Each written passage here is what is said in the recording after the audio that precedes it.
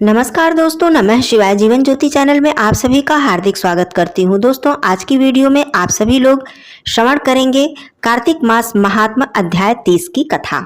आशा करती हूँ इसके पहले कि सभी अध्यायों का श्रवण आप लोगों ने अवश्य ही किया होगा। आइए आज अध्याय 30 की कथा का श्रवण करते हैं।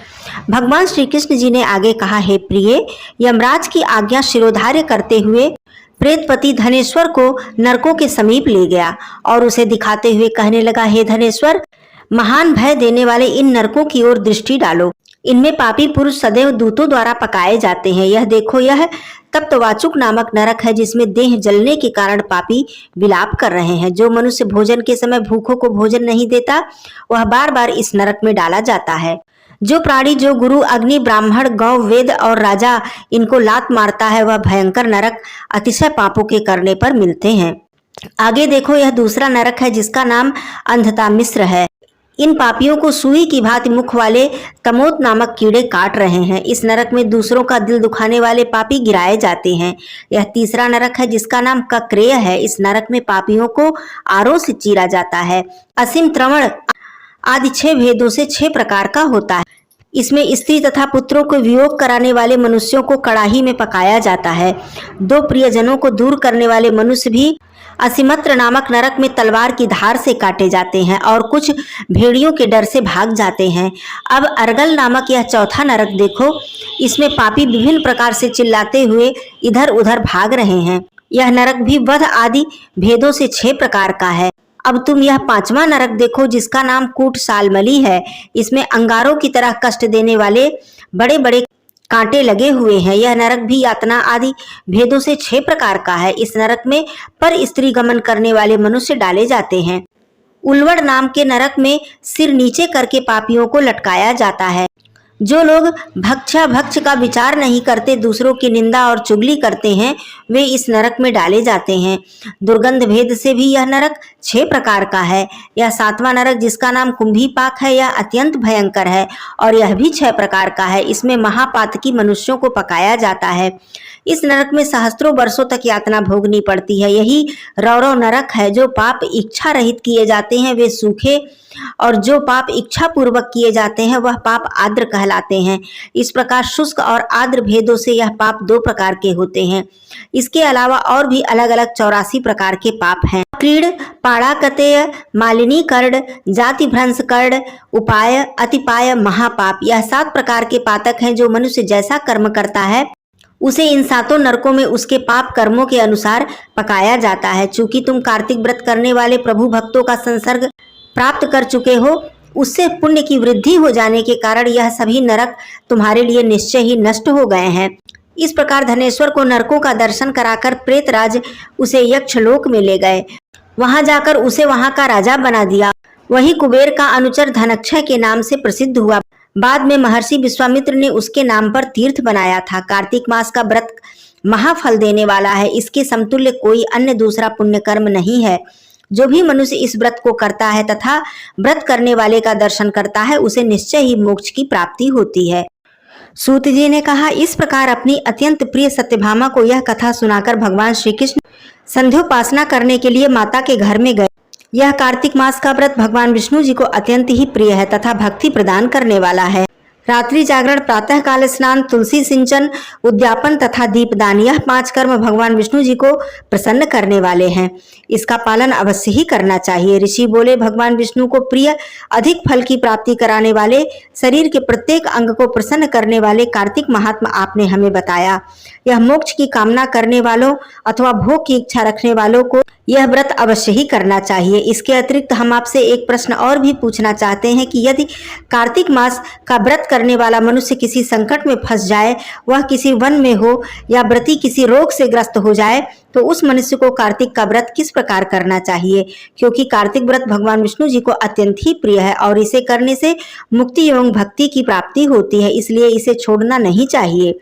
श्री सूत जी ने इसका उत्तर देते हुए कहा, यदि कार्तिक का व्रत करने वाला मनुष्य किसी संकट में फंस जाए तो वह हिम्मत करके भगवान शंकर या भगवान विष्णु जी के मंदिर जो भी पास हो वहां जाकर रात्रि जागरण करे। यदि व्रती घने वन में फंस जाए तो पीपल वृक्ष के नीचे या तुलसी के वन में जाकर जागरण करे। विष्णु जी की प्रतिमा के सामने बैठकर विष्णु जी का कीर्तन करे। ऐसा करने से सहस्त्रों गायों के दान के बराबर फल की प्राप्ति होती है। जो मनुष्य विष्णु जी के कीर्तन में बाजा बजाता है वह वाजपेयी यज्ञ के समान फल की प्राप्ति करता है। और हरि कीर्तन में नृत्य करने वाले मनुष्यों को सभी तीर्थों में स्नान करने का फल प्राप्त हो जाता है। किसी संकट के समय या रोगी हो जाने पर और जल न मिल पाने की स्थिति में केवल भगवान विष्णु के नाम मात्र से मार्जन ही कर ले। यदि उद्यापन न कर सके तो व्रत की पूर्ति के लिए केवल ब्राह्मणों के प्रसन्न होने के कारण भगवान विष्णु जी प्रसन्न हो जाते हैं। यदि मनुष्य दीप दान करने में असमर्थ है तो दूसरों के दीप की वायु आदि से भली भांति रक्षा करे। यदि तुलसी का पौधा समीप न हो तो वैष्णव ब्राह्मण की ही पूजा कर ले, क्योंकि भगवान विष्णु सदैव अपने भक्तों के समीप रहते हैं। इन सब के न होने पर कार्तिक का व्रत करने वाला मनुष्य ब्राह्मण, गौ, पीपल और बट वृक्ष की श्रद्धा पूर्वक सेवा करे। शौनक आदि ऋषि बोले, आपने गौ तथा ब्राह्मणों के समान पीपल और बट वृक्ष को बताया है और सभी वृक्षों में पीपल तथा बट वृक्ष को ही श्रेष्ठ कहा है। इसका कारण बताइए। सूत जी बोले, पीपल भगवान विष्णु का और बट भगवान शंकर जी का स्वरूप है। पलाश ब्रह्मा जी के अंश से उत्पन्न हुआ है। जो कार्तिक मास में उसके पत्तल में भोजन करता है वह विष्णु लोक की प्राप्ति करता है। जो इन वृक्षों की पूजा, सेवा एवं दर्शन करता है उसके सभी पाप नष्ट हो जाते हैं। ऋषियों ने पूछा, हे प्रभु, हम लोगों के मन में एक शंका है कि ब्रह्मा, विष्णु और शंकर वृक्ष स्वरूप क्यों हुए? कृपया आप हमारी इस शंका का निवारण करें। सूत जी बोले, प्राचीन काल में भगवान शिव तथा माता पार्वती जी विहार कर रहे थे। उस समय उनके विहार में विघ्न उपस्थित करने के उद्देश्य से अग्निदेव ब्राह्मण का रूप धारण करके वहां पहुंचे। विहार के आनंद के वशीभूत हो जाने के कारण कुपित होकर माता पार्वती ने सभी देवताओं को श्राप दे दिया। माता पार्वती जी ने कहा, हे देवताओं, विषय सुख से कीट पतंगे तक अनभिज्ञ नहीं है। आप लोगों ने देवता होकर भी उसमें विघ्न उपस्थित किया है, इसलिए आप सभी वृक्ष बन जाओ। इस प्रकार कुपित पार्वती जी के शाप के कारण समस्त देवता वृक्ष बन गए। यही कारण है कि भगवान विष्णु पीपल और शिव जी वट वृक्ष हो गए। ऋषियों ने पूछा, हे सूत जी, पीपल वृक्ष की शनिवार के अलावा सप्ताह में शेष दिन पूजा क्यों नहीं की जाती? सूत जी बोले, ऋषियों, समुद्र मंथन करने से देवताओं को जो रत्न प्राप्त हुए उनमें से देवताओं ने लक्ष्मी और कौस्तुभ मणि भगवान विष्णु को समर्पित कर दी थी। जब भगवान विष्णु जी लक्ष्मी जी से विवाह करने के लिए तैयार हुए तो लक्ष्मी जी बोली, हे प्रभु, जब तक मेरी बड़ी बहन का विवाह नहीं हो जाता तब तक मैं छोटी बहन आपसे विवाह कैसे कर सकती हूँ? इसलिए आप पहले मेरी बड़ी बहन का विवाह करा दें, उसके बाद आप मुझसे विवाह कीजिए। यही नियम है जो प्राचीन काल से चला आ रहा है। सूत जी ने कहा, लक्ष्मी जी के मुख से ऐसे वचन सुनकर भगवान विष्णु जी ने लक्ष्मी जी की बड़ी बहन का विवाह उद्दालक ऋषि के साथ संपन्न करा दिया। लक्ष्मी जी की बड़ी बहन अलक्ष्मी बड़ी ही कुरूप थी। उनका मुख बड़ा, दांत चमकते हुए, उनकी देह वृद्धा की भांति, नेत्र बड़े बड़े और बाल रूखे थे। भगवान विष्णु द्वारा आग्रह किए जाने पर ऋषि उद्दालक उनसे विवाह करके उन्हें वेद मंत्रों की ध्वनि से गुंजाते हुए अपने आश्रम ले आए। वेद ध्वनि से गुंजित हवन के पवित्र धुएं से सुगंधित उस ऋषि के सुंदर आश्रम को देखकर अलक्ष्मी को बहुत दुख हुआ। वह महर्षि उद्दालक से बोली, चूंकि यह आश्रम वेद ध्वनि से गूंज रहा है इसलिए यह स्थान मेरे रहने योग्य नहीं है, इसलिए आप मुझे यहाँ से कहीं अन्यत्र ले चले। उनकी बात सुनकर महर्षि उद्दालक बोले, तुम यहाँ क्यों नहीं रह सकती? तुम्हारे योग्य कौन सा अन्य स्थान है, वह भी मुझे बताओ। अलक्ष्मी बोली, जिस स्थान पर वेद की ध्वनि होती है, अतिथियों का सत्कार किया जाता है, यज्ञ आदि होते हैं, ऐसे स्थान पर मैं नहीं रह सकती। जिस स्थान पर पति पत्नी आपस में प्रेम से रहते हों, पितरों के निमित्त यज्ञ होते हों, देवताओं की पूजा होती है, उस स्थान पर भी मैं नहीं रह सकती। जिस स्थान पर वेदों की ध्वनि न हो, अतिथियों का आदर न हो, यज्ञ न हो, पति पत्नी आपस में क्लेश करते हों, पूज्य वृद्धों, सत्पुरुषों तथा मित्रों का अनादर होता हो, जहाँ दुराचारी, चोर, पर स्त्रीगामी मनुष्य निवास करते हों, जिस स्थान पर गायों की हत्या की जाती हो, ब्रह्म हत्या आदि पाप होते हों, ऐसे स्थान पर मैं प्रसन्नता पूर्वक निवास करती हूँ। सूत जी बोले, अलक्ष्मी के मुख से इस प्रकार के वचन सुनकर उद्दालक का मन खिन्न हो गया। वह इस बात को सुनकर मौन हो गए। थोड़ी देर बाद वे बोले, ठीक है, मैं तुम्हारे लिए ऐसा स्थान ढूंढ लूंगा। जब तक मैं तुम्हारे लिए ऐसा स्थान न ढूंढ लूं तब तक तुम इसी पीपल के नीचे चुपचाप बैठी रहना। महर्षि उद्दालक उसे पीपल के वृक्ष के नीचे बैठाकर उसे रहने योग्य स्थान की खोज में निकल पड़े, परंतु जब बहुत समय तक प्रतीक्षा करने पर भी वे वापस नहीं लौटे तो अलक्ष्मी विलाप करने लगी। जब बैकुंठ में बैठी लक्ष्मी जी ने अपनी बहन अलक्ष्मी का विलाप सुना तो वे व्याकुल हो गईं। वे दुखी होकर भगवान विष्णु जी से बोली, हे प्रभु, मेरी बड़ी बहन पति द्वारा त्यागे जाने पर अत्यंत ही दुखी है। यदि मैं आपकी प्रिय पत्नी हूँ, आप उसे आश्वासन देने के लिए उसके पास चलिए। लक्ष्मी जी की प्रार्थना पर भगवान विष्णु लक्ष्मी जी सहित उस पीपल वृक्ष के पास गए जहाँ अलक्ष्मी बैठकर विलाप कर रही थी। उसको आश्वासन देते हुए भगवान विष्णु जी बोले, हे अलक्ष्मी, तुम इसी पीपल वृक्ष की जड़ में सदैव के लिए निवास करो, क्योंकि इसकी उत्पत्ति मेरे ही अंश से हुई है और मैं सदैव इसमें निवास करता हूँ। प्रत्येक वर्ष गृहस्थ लोग तुम्हारी पूजा करेंगे और उन्हीं के घर में तुम्हारी छोटी बहन का वास होगा। स्त्रियों को तुम्हारी पूजा विभिन्न उपहारों से करनी चाहिए। मनुष्यों को पुष्प, धूप, दीप, गंध आदि से तुम्हारी पूजा करनी चाहिए, तभी तुम्हारी छोटी बहन लक्ष्मी उन पर प्रसन्न होंगी। सूत जी बोले, ऋषियों, मैंने आपको भगवान श्री कृष्ण, सत्यभामा तथा पृथु नारद का संवाद सुना दिया है, जिसे सुनने से मनुष्य के समस्त पाप नष्ट हो जाते हैं और अंत में वैकुंठ की प्राप्ति होती है। यदि आप अब भी कुछ पूछना चाहते हैं तो अवश्य पूछिए, मैं उसे अवश्य बताऊंगा। सूत जी के वचन सुनकर शौनक आदि ऋषि थोड़ी देर तक प्रसन्न चित्त वहीं बैठे रहे। तत्पश्चात वे लोग बद्री नारायण जी के दर्शन हेतु चल दिए। जो मनुष्य इस कथा को सुनता है अथवा सुनाता है, उसे संसार में समस्त सुखों की प्राप्ति होती है। इतनी कथा सुनकर सभी ऋषि सूत जी से बोले, हे सूत जी, अब आप हमें तुलसी विवाह की विधि बताइए। सूत जी बोले, कार्तिक शुक्ल नवमी को द्वापर युग का आरंभ हुआ है, अतः यह तिथि दान और उपवास में क्रमशः पूर्वान्न व्यापिनी तथा परान्न व्यापिनी हो तो ग्राह्य है। इस तिथि को नवमी से एकादशी तक मनुष्य शास्त्रोक्त विधि से तुलसी के विवाह का उत्सव करे तो उसे कन्यादान का फल प्राप्त होता है। पूर्व काल में कनक की पुत्री किशोरी ने एकादशी तिथि में संध्या के समय तुलसी की वैवाहिक विधि संपन्न की थी। इससे वह किशोरी वैधव्य दोष से मुक्त हो गई थी। अब मैं उसकी विधि बतलाता हूँ। 1 तोला सुवर्ण की भगवान विष्णु जी की सुंदर प्रतिमा तैयार कराएं अथवा अपनी शक्ति के अनुसार आधे या चौथाई तोले की प्रतिमा बनवा लें। फिर तुलसी और भगवान विष्णु जी की प्रतिमा में प्राण प्रतिष्ठा करके षोडशोपचार विधि से पूजा करें। पहले देश काल का स्मरण करके गणेश पूजन करें, फिर पुण्याह वाचन कराकर नांदी श्राद्ध करें। तत्पश्चात वेद मंत्रों के उच्चारण और बाजे आदि ध्वनि के साथ भगवान विष्णु की प्रतिमा को तुलसी जी के निकट लाकर रखें। प्रतिमा को वस्त्रों आदि से आच्छादित करें। उस समय भगवान का आवाहन करें, भगवान केशव आइए, हे देव, मैं आपकी पूजा करूंगा, आपकी सेवा में तुलसी को समर्पित करूंगा, आप मेरे संपूर्ण मनोरथ को पूर्ण करें।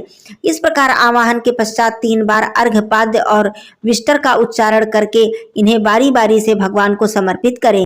फिर आचमनीय पद का 3 बार उच्चारण करके भगवान को आचमन कराएं। इसके बाद कांस्य के बर्तन में दही, घी और मधु रखकर उसे कांस्य के पात्र से ही ढके तथा भगवान को अर्पण करते हुए कहें, हे वासुदेव, आपको नमस्कार है, यह मधुपर्क ग्रहण कीजिए। तदंतर हरिद्रा लेपन और अभ्यंग कार्य संपन्न करके गोधूली बेला में तुलसी और विष्णु जी का पृथक पृथक पूजन करना चाहिए। दोनों को एक दूसरे के सम्मुख रखकर मंगल पाठ करें। जब भगवान सूर्य कुछ कुछ दिखाई देते हो तब कन्यादान का संकल्प करें। अपने गोत्र और प्रवर का उच्चारण करके 3 पीढ़ियों का आवर्तन करें। तत्पश्चात भगवान से इस प्रकार कहें, आदि मध्य और अंत से रहित त्रिभुवन प्रतिपालक परमेश्वर, इस तुलसी दल को आप विवाह विधि से ग्रहण करें।